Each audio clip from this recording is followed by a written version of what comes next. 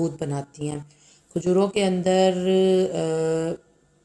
B1 B2 B3 B5 اور A1 اور vitamin C سمیت کئی طرح کے وائٹامنس جو ہیں وہ پائے جاتے ہیں، اور روزانہ کھجور کھانے سے آپ کے جسم میں وائٹامنس کی جو ہے وہ کمی بھی نہیں ہوتی۔ اس کے علاوہ کھجور کے اندر جو ہے وہ کاربوہائیڈریٹس یہ کافی مقدار کے اندر پائے جاتے ہیں، اور سوڈیم جو ہوتا ہے وہ اس کے اندر بہت کم مقدار میں پایا جاتا ہے۔ آئرن یا فولاد کی بات کریں تو کھجور کے اندر آئرن اور فولاد جو ہے وہ وافر مقدار کے اندر پایا جاتا ہے۔